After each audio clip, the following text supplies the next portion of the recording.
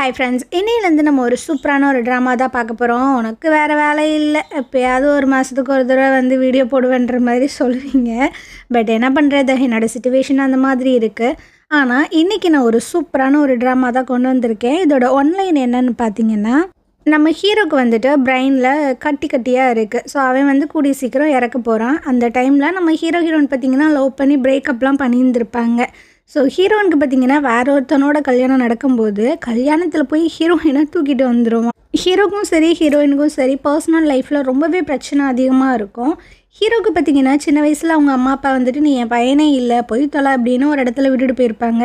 ஹீரோனுக்கு பார்த்திங்கன்னா குழந்தை பெற்றுக்க முடியாத ஒரு நிலமையில இருப்பாள். இவங்களோட ஸ்டோரி வந்துட்டு எப்படி போகுது அப்படின்றது ரொம்ப சூப்பராக, ரொம்ப காமெடியாக, ரொம்ப எமோஷ்னலாக வந்து சொல்லியிருந்திருப்பாங்க. ஸோ மிஸ் பண்ணாமல் பாருங்கள். சரி வாங்க நம்ம ட்ராமாக்குள்ளே போயிடலாம். ட்ராமாவோட ஓப்பனிங் சீனில் நம்ம ஹீரோவை தான் காட்டுறாங்க. இவன் பார்த்திங்கன்னா ஒரு பனி பிரதேசம் மாதிரி இருக்குது. அங்கே வந்துட்டு ஒரு மாதிரி மயக்கம் போட்டு விழுந்திருக்கான். ஏன்னா அவனோட தலையில் தான் கட்டியெல்லாம் இருக்கு இல்லையா, ஸோ அதனால தான் இந்த மாதிரி மயக்கம் போட்டு இருந்திருக்கான் போல். தூரத்தில் ஒரு பொண்ணு பார்த்திங்கன்னா அட எரும மாடு ஏன்டா என்கிட்ட இந்த விஷயங்களை சொல்லவே இல்லை அப்படின்னு கதறி அழுது ஓடி வந்துட்டுருக்கா நம்ம ஹீரோயினை. அப்போது ஹீரோவோட மனசுக்குள்ளே ஓடுற ஒரே விஷயம், இவ்வளோ நாள் நம்ம செத்து போனாலும் ஒன்றும் பிரச்சனை இல்லைன்ற மாதிரி நினச்சிட்டு இருந்தேன். ஆனால் இப்போ எனக்கு சாக வேணான்னு தோணுது, வாழணும்னு தோணுது, இவளுக்காக வாழணும்னு தோணுது அப்படின்ற மாதிரி சொல்லி லைட்டாக அவன் பார்த்திங்கன்னா கண்ணை மூடுறான். அப்படியே ப்ரெசண்ட்டில் காட்டுறாங்க. ஹீரோ பார்த்திங்கன்னா ஒரு மீன் தொட்டியை தான் பார்த்துட்ருக்கான். அதில் 2 மீன் இருக்குது. அந்த மீன்கிட்ட தான் பேச்சுவார்த்தை நடத்திட்டு இருக்கான். இங்கே பாரு, நீ செத்தினா நீயும் செத்துரு, ஒரு ஆளை விட்டு ஒரு ஆள் செத்து போயிடாதீங்க, அது வந்து ரொம்பவே ஹர்ட்டிங்காக இருக்கும் அப்படின்னு அப்படியே வெளியே காட்டுறாங்க. இவன் ஹீரோவோட ஃப்ரெண்டு தான். ஸோ இவன் பார்த்திங்கன்னா அப்படியே ஜாலியாக ஒரு கஸ்டமர்கிட்ட பேசிட்டு வந்துட்டு இருக்காங்க. இவனும் ஹீரோவும் பார்த்திங்கன்னா பார்ட்னர்ஷிப்பில் ஒரு கம்பெனி வச்சுருக்கானுங்க. அதாவது இந்த பொதுமக்கள் சொல்கிற எல்லா வேலையுமே பார்த்திங்கன்னா பார்த்து கொடுப்பானுங்க. எக்ஸப்ட் இந்த கொள்ளை கடத்தல் இந்த மாதிரி விஷயங்கள், இல்லீகலான விஷயங்களை மட்டும் பண்ண மாட்டானுங்க. இவன் பார்த்திங்கன்னா ஆஃபீஸ்க்குள்ளே வந்துட்டு இருக்கும்போது மேலேருந்து ஒரு பொண்ணு வர, ஆமாம் எங்கடா அந்த பரதேசி அப்படின்னு. அந்த பரதேசி வீட்டில் இல்லையே, வாங்க நீங்கள் அப்படின்ட்டு வீட்டுக்குள்ளே கூப்பிட்டு போய் சோபாலெல்லாம் உட்கார வைக்கிறாங்க. இது என்ன சோபா, கல் மாதிரி இருக்குது, எதுவுமே உருப்படியாகவே வச்சுருக்க மாட்டானா, எல்லாமே வந்து இத்து போனதாக இருக்குது. சரி அவன் வந்தானே எனக்கு ஃபோன் பண்ணு அப்படின்ட்டு அவள் பார்த்திங்கன்னா அங்கேருந்து போயிட்டுருக்கா. இந்த பொண்ணு பார்த்திங்கன்னா நம்ம ஹீரோவோட ரொம்ப க்ளோஸான ஒரு ஃப்ரெண்டு தான். ஸோ இவளை நம்ம ஃப்ரெண்டுக்காரினே வச்சுக்கரலாம். இவள் போனதுக்கப்புறம் ஹீரோ பார்த்திங்கன்னா இவள் உட்காந்துருந்தால அந்த சோஃபாலேருந்து எழுந்திரிச்சிட்ருக்கான். ஃப்ரெண்டு கேட்குறான், பாஸ் யார் இவ, எப்போ பாரு உங்களை மீட் பண்ண வந்துக்கிட்டே இருக்கா, நீங்கள் அவாய்ட் பண்ணுறீங்கன்னு. இவ தாண்டா என் லைஃப்பில் இருக்கிற ஒரே ஒரு பொண்ணு, எனக்கு அம்மா தங்கச்சி தங்கை அப்படின்னு எல்லா ரிலேஷன்ஷிப்புமே இவதான்ற மாதிரி சொல்லிகிட்டு இருக்கான். அப்புறம் எதுக்காக அவளை அவாய்ட் பண்ணான் அப்படின்றது சத்தியமாக தெரியல. ஸோ இவங்க 2 பேரும் பார்த்திங்கன்னா ஒரு வெப்சைட்லாம் வச்சுருக்கானுங்க. அந்த வெப்சைட்டில் பார்த்திங்கன்னா ஒரு லேடி வந்து என்னோட பையன் காணாமல் போயிட்டான், அவனை வந்து நீங்கள் கண்டுபிடிச்சி கொடுங்க, உங்களுக்கு நான் நிறைய காசெல்லாம் தரேன் அப்படின்னு ரிப்பீட்டடாக பார்த்திங்கன்னா ஃபோன் மெசேஜ் எல்லாம் பண்ணிக்கிட்டே இருக்காங்க. அந்த ஃப்ரெண்டுக்காரன் பார்த்திங்கன்னா இவங்களுக்கெல்லாம் கொஞ்சம் கூட மூளையே இல்லை பாஸ், நம்ம இன்ஸ்ட்ரக்ஷன்ஸ் எல்லாமே கொடுத்துருக்கோம், இந்த மாதிரி விஷயங்கள் பண்ண மாட்டோம் அப்படின்னு. ஆனாலுமே இதே வேலையை பார்க்க சொல்கிறானுங்க. ஆனால் கொஞ்சம் நம்ம யோசிக்கலாம், ஏன்னா அவனுங்க அதிகமாக காசு கொடுக்குறானுங்கன்னு. எவ்வளோ காசு கொடுத்தாலும் நம்ம கொள்கையை நம்ம விட்டு கொடுக்கக்கூடாது அப்படின்னு ஹீரோவை பார்த்திங்கன்னா விடாமல் பேசிகிட்டு இருக்கும்போது சரி ரொம்ப பேசாதீங்க எனக்கு பசிக்குது அப்படின்ட்டு அவன் பார்த்திங்கன்னா அங்கேருந்து கிளம்பிடுறான். இதுக்கப்புறம் ஹீரோ உட்காந்து சாப்பிட்டுட்டு தாங்க இருக்கான். உள்ளே பார்த்திங்கன்னா ஒரு கேங்கே வந்து அந்த மீன் தொட்டியை உடைச்சி நம்ம ஹீரோவை போட்டு புரட்டி எடுத்துகிட்டு இருக்கானுங்க. அந்த 2 மீன் இருந்துச்சுல்ல, அதுவும் பார்த்திங்கன்னா செத்து போயிடுச்சு. இதை ஏன்டா தேவையில்லாமல் கொலை பண்ண அப்படின்ட்டு திரும்பி பார்த்தா அங்கே ஒரு பொண்ணு பார்த்திங்கன்னா கண்ணாடி போட்டுட்டு வந்துட்டுருக்கா. நீ தான் இந்த மக்கள் சொல்கிற வேலையெல்லாம் செஞ்சு கொடுக்குற ஆளா, சரி எனக்கு ஒரு வேலை பார்க்கணும், என் கல்யாணத்துலேருந்து என்னை கடத்தணும் அப்படின்ட்டு. ஹீரோனா செம்ம டென்ஷன் ஆகிட்டுருக்கான். காட்டெருமைக்கு கண்ணாடி போட்ட மாதிரி இருந்துக்கிட்டு எதுக்கு இம்புட்டு அலப்பற, வெப்சைட்டில் ஒரு மெசேஜ் பண்ணியிருந்தீன்னா நானே உன்னை காண்டாக்ட் பண்ணியிருந்திருப்பேன்ல, இந்த கடத்தல் வேலையெல்லாம் என்னால் பார்க்க முடியாது, மரியாதையே இங்கேருந்து போன்ற மாதிரி சொல்லும்போது, எப்பா கடத்துறதுனா நீ என்னை கடத்துறதெல்லாம் கிடையாது, அந்த கல்யாணத்தை ஸ்டாப் பண்ணணும், நானே உன் கூட வந்துடுவேன், ஒன்றும் பிரச்சனை இல்லை அப்படின்னு. சரி அப்படின்ற மாதிரி ஹீரோவும் ஒத்துக்கிறான். அவன் ஃப்ரெண்டுக்காரன் வந்து சொல்கிறான், பாஸ் நம்ம கொள்கை அதெல்லாம் என்னாச்சு அப்படின்னு. இடையே ஒரு பொண்ணு வந்து கேட்குறா, வேறு என்னடா பண்ணுறது பண்ணி கொடுக்கலாம் அப்படின்ட்டு. பொண்ணுன்னு வந்த கொள்கை கில்கெல்லாம் எல்லாமே ஓடி போயிடுதில்ல அப்படின்ற மாதிரி இருக்குது. அதே சமயம் நம்ம ஹீரோனை காட்டுறாங்க. இவளுக்கு தான் கல்யாணம் ஆக போதில்ல வேறு பையனோட. ஸோ இவ பார்த்தீங்கன்னா என்கேஜ்மெண்ட்டுக்கு ரிங் எல்லாம் வாங்குறதுக்காக வந்திருக்கா. அதை முடிச்சுட்டு நேராக ஹாஸ்பிட்டலுக்கு வந்திருக்கா. அப்போ ஒரு லேடி பார்த்தீங்கன்னா அவங்க குழந்தையோட உட்காந்துட்டு இருக்காங்க. அந்த பாப்பா பார்க்க அவ்வளோ க்யூட்டாக இருக்குது. ஸோ ஹீரோயின் பார்த்தீங்கன்னா அந்த பாப்பாவை கொஞ்சிட்டு இருக்கா. என்னடி தங்கம் உன் பாட்டிமா கூட வந்தியா அப்படின்னு. அந்த லேடி காண்டாயிட்டு இருக்கு. உனக்கு கண்ணு தெரியாதா, நான் இவளோட அம்மா அப்படின்னு. ஏதோ அம்மாவா அப்படின்ட்டு ஒரு மாதிரி பார்த்துட்டு இருக்கா. அப்படியே இங்கிட்டு காட்டுறாங்க. அந்த லேடி வந்து ஹெல்ப் கேட்டிருப்பாங்கல்ல, அவங்க கல்யாணம் பார்த்தீங்கன்னா பயங்கர பிரம்மாண்டமாக நடந்துகிட்ருக்கு. இங்கே தான் ஒரு ட்விஸ்ட்டு. அந்த லேடி கல்யாணம் பண்ண போகிற ஆள் பார்த்திங்கன்னா பெரிய கேங்ஸ்டர். ஆமாம். ஸோ அந்த லேடிக்கு ஒரு அடியாள் இருப்பாங்க. அவன் பார்த்திங்கன்னா இந்த கேங்ஸ்டர்கிட்ட இருக்கிற தங்கம் காசு எல்லாத்தையுமே ஆட்டையை போட்டுட்ருக்கான். ஹீரோட ஃப்ரெண்டை காட்டுறாங்க. அவன்கிட்ட பார்த்திங்கன்னா கேட்குறான், ஆமாம் எங்கள் பாஸை வந்துட்டு தூக்குறதுக்கு நீ என்னடா பிளான் பண்ணியிருக்கீங்க அப்படின்னு. நாங்கள் பிளான் போட்டோன்னு வச்சுக்கோமே, அது கண்டிப்பாக சொதப்பல்ல தான் போய் முடியும். நாங்கள் பிளானே பண்ணாமல் ஒரு விஷயத்தை எக்ஸிக்யூட் பண்ணுவோம், கரெக்டாக நடக்கும். எங்கள் முக்கால்வாசி வேலையை நாங்கள் இந்த மாதிரி தான் பண்ணோம், நீங்கள் ஒன்றும் கவலைப்படாதீங்க அப்படின்ற மாதிரிலாம் சொல்லிகிட்டு இருக்கான். எங்கிட்ட அந்த லேடி பார்த்திங்கன்னா எங்கடா இவங்க வருவாங்களா, கல்யாணத்தை நிறுத்துவாங்களா அப்படின்ற மாதிரி பார்த்துட்டு இருந்தா. ஒரு காக்கா குருவியை கூட காணோம்.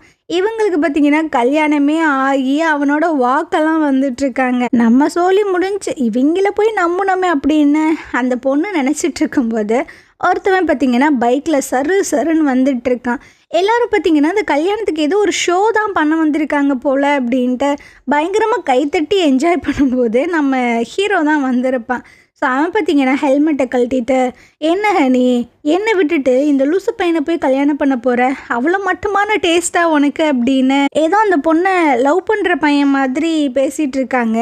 அந்த கேங்ஸ்டருக்கு ஒன்றும் புரியல, என்னடா பேசிகிட்டு இருக்கேன்ட்டு. கையில் வச்சுருந்த ஹெல்மெட்டை தூக்கி அடிப்பான் பாருங்க, அவன் அந்தர சிந்தரலாயிரான். இதுக்கப்புறம் அந்த பொண்ணை பார்த்திங்கன்னா அப்படியே பைக்கில் கூப்பிட்டுட்டு வந்துட்டுருக்கான். அவன் நல்லா என்ஜாய் பண்ணிகிட்ருக்கா. டக்குன்னு பார்த்திங்கன்னா இவனுக்கு ஒரு மாதிரி பிளாங்க் அவுட் ஆகிற மாதிரி இருக்குது.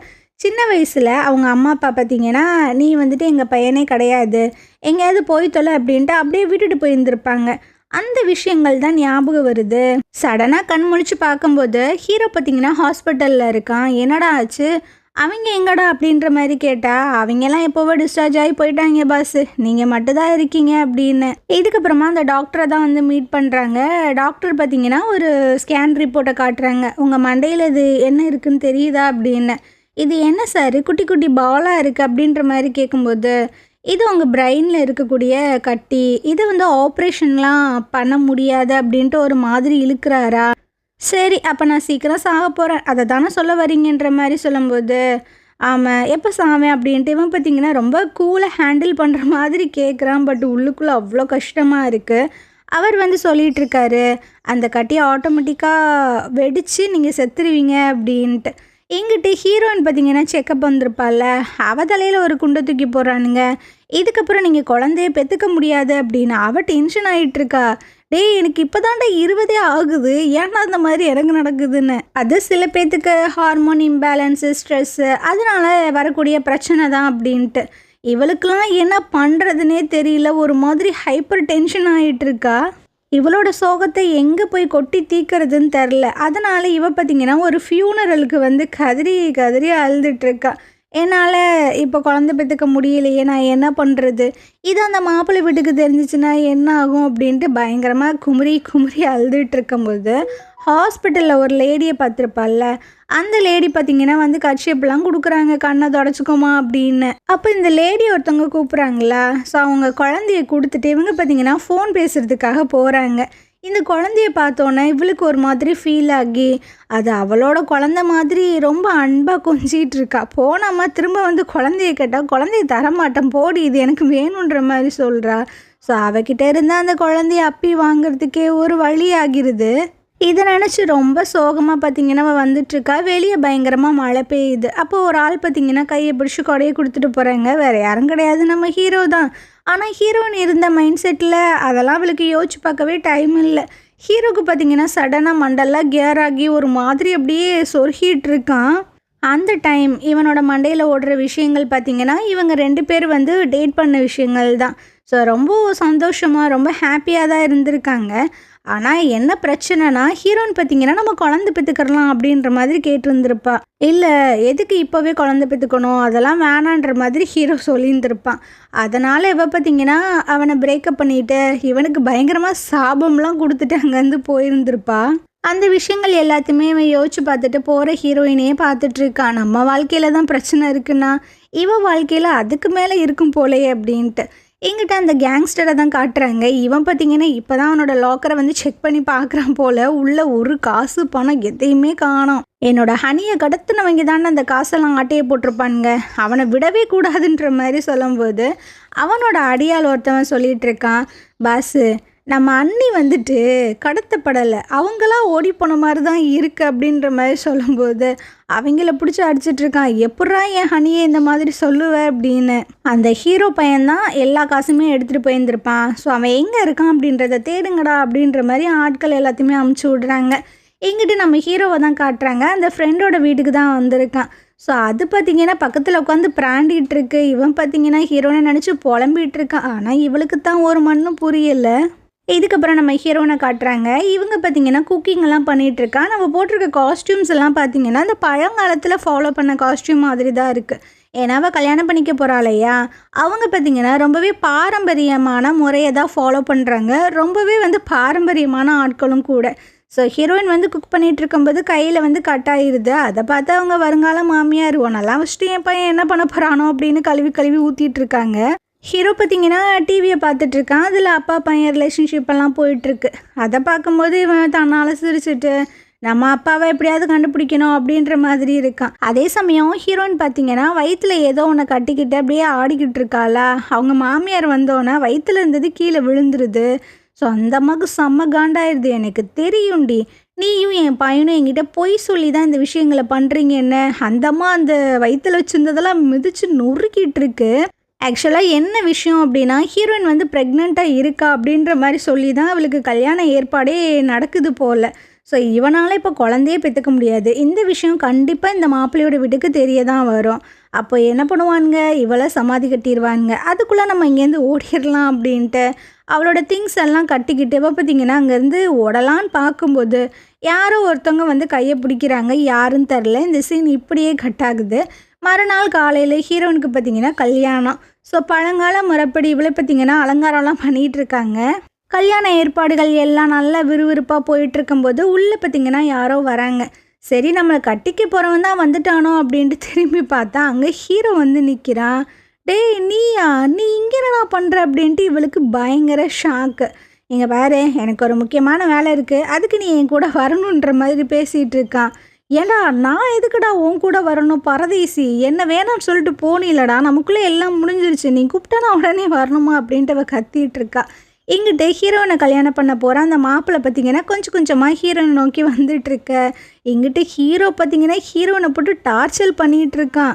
இங்கே பாரு, இப்போ நீ மட்டும் என் கூட வரல, உன்னோட சீக்ரெட் எல்லாத்தையுமே உன் வருங்கால மாமியார்கிட்ட சொல்லுவேன். சீக்ரெட்டா, அது என்ன அப்படின்ற மாதிரி கேட்கும்போது உன்னால் தான் குழந்தைய பெற்றுக்க முடியாது, நீ ப்ரெக்னெண்ட்டாக இருக்கேன்னு பொய் சொல்லி தானே இந்த கல்யாணத்தையே பண்ண போகிற, இந்த விஷயத்த போட்டு கொடுத்தேன், அவங்க உனக்கு பாடையை கட்டிடுவானுங்க, என்ன சொல்கிற, என் கூட வரியா இல்லையா அப்படின்ற மாதிரி கேட்டுட்டு இருக்கும்போதே அந்த மாப்பிள்ளைக்காரன் பார்த்திங்கன்னா உள்ளே வந்துடுறான். இவன் யார்றா, நம்ம இருக்க வேண்டிய இடத்துல வேற ஒருத்தவன் இருக்கான் அப்படின்ட்டு அவனுக்கு ஷாக். ஹீரோனுக்குலாம் என்ன பண்ணுறதுனே தெரியல. ஏன் தான் என் அவையோ வாங்குறானோ அப்படின்ட்டு அவள் பேயறிஞ்ச மாதிரி நின்றுட்டுருக்கா.